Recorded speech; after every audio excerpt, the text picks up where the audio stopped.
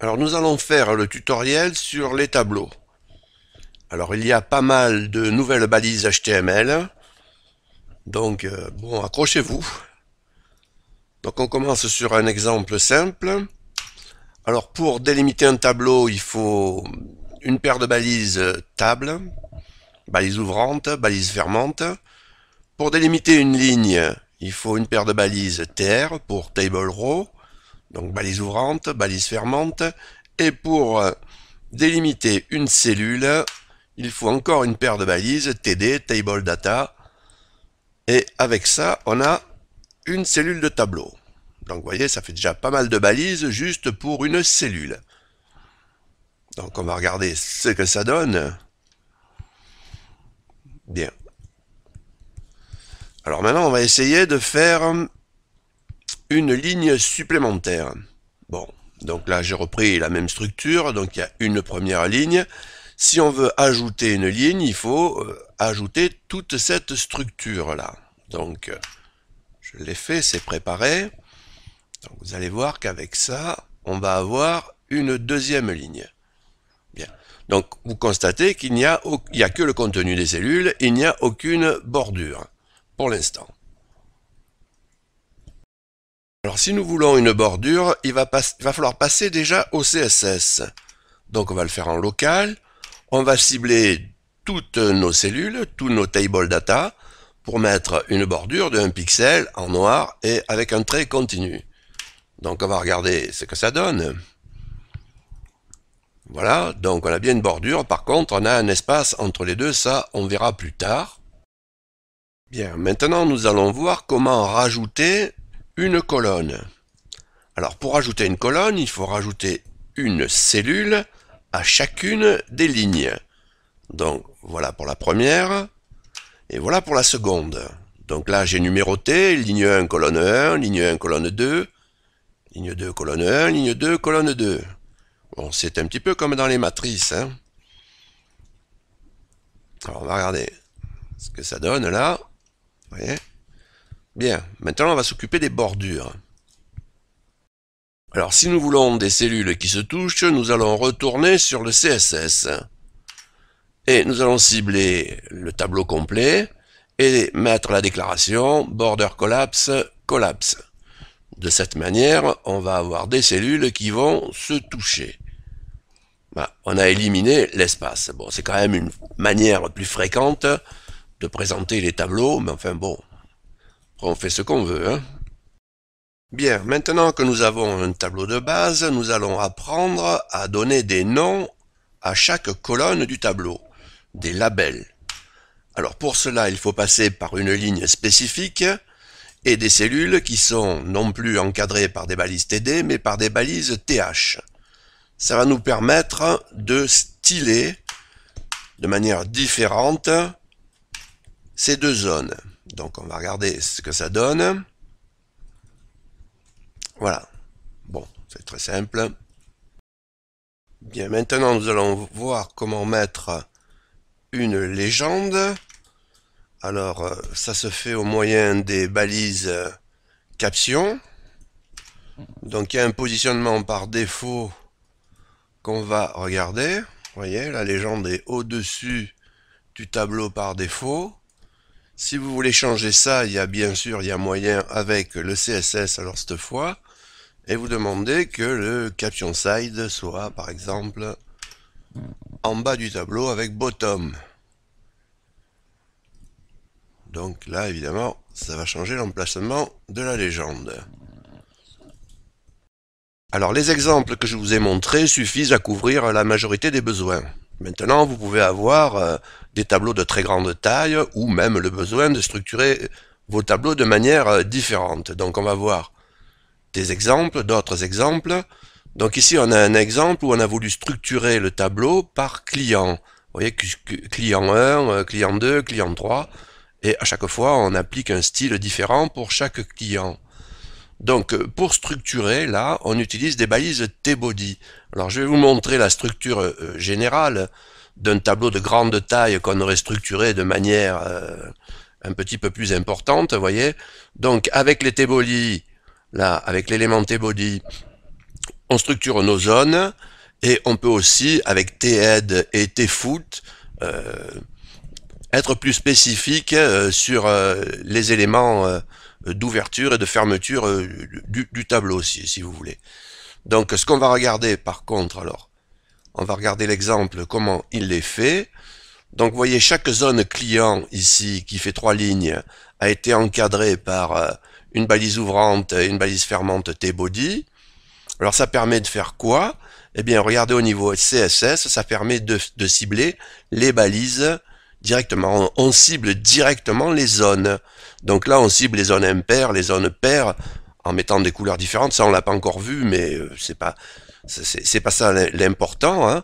Ce qui est important, c'est que vous voyez, on cible directement la zone, c'est-à-dire les 3 lignes.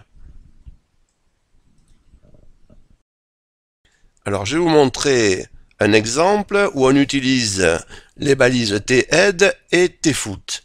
Vous voyez qu'ici, nous avons mis un background spécial sur la première ligne et la même chose sur la dernière ligne.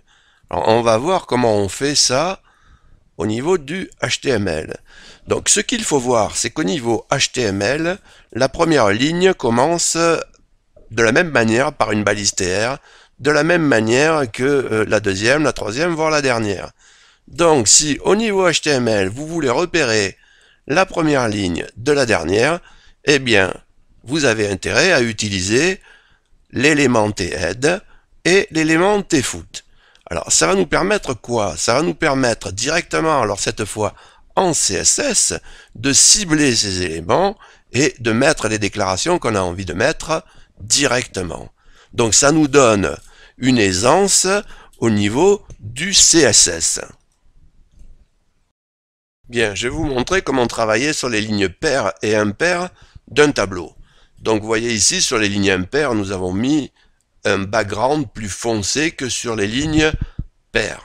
Donc on va voir comment on fait ça au niveau CSS. Donc au niveau HTML, il n'y a rien de spécial. Toutes nos lignes commencent par TR. Donc la ligne de label, là, j'ai travaillé sur les cellules TH pour les cibler de manière spécifique et leur mettre un background spécifique. Bon, maintenant on en vient à nos lignes. Alors pour cibler les lignes, j'utilise le sélecteur de type avec le type TR, le type d'élément TR. Ensuite, je le fais suivre de la pseudo-classe énième enfant et je choisis ici les enfants pairs. Donc ce sélecteur cible donc toutes les lignes du tableau de rang pair. Donc il suffit ensuite d'appliquer le background. Ce sélecteur-là sélectionne toutes les lignes du tableau de rang impair. Et évidemment, on applique le background. Donc ici, vous avez quelque chose vraiment là qui ne coûte pas cher, et vous voyez quand même que ça améliore de manière significative la lisibilité d'un tableau. Même d'un petit tableau, il n'y a pas besoin d'avoir un tableau énorme. Bien, maintenant je vais vous montrer comment cibler les colonnes, paires ou impaires. Donc, regardez, vous voyez que c'est pas la même chose, hein. Par contre, le procédé va être à peu près, enfin, pas identique, mais très similaire. Donc, ce qu'il va falloir cibler maintenant, bien sûr, c'est nos colonnes et non plus nos lignes. Donc, on va se servir des éléments TD, là. Vous voyez que là, ici, c'est la colonne 1, là, c'est la colonne 3. Donc, en travaillant sur le rang des éléments TD, on peut très bien cibler nos colonnes paires et impaires. Donc c'est ce que l'on fait ici, donc on se sert pareil du sélecteur de type TD cette fois, au lieu du sélecteur de type TR. Hein, et sinon le reste c'est la même chose, donc je ne reprends pas l'explication, hein, puisque c'est le même traitement, il y a juste le sélecteur qui change. Hein. Voilà, donc là vous changez les colonnes. Alors jusqu'à maintenant, nous n'avons pas traité le besoin spécifique, qui est celui de la fusion de cellules. Donc on va regarder comment faire ça. Donc on va commencer par la fusion de 2 cellules sur la même ligne. Donc en étant en fait la première cellule sur 2 colonnes. Comme ça qu'il faut le voir. Alors je vais vous montrer pourquoi. Donc regardez au niveau du code. Donc au niveau du code, nous avons une première ligne ici. Une première ligne qui contient 2 cellules. Ensuite, nous avons une deuxième ligne. Et on place une cellule et on lui dit « Tu t'étends ici sur 2 colonnes ».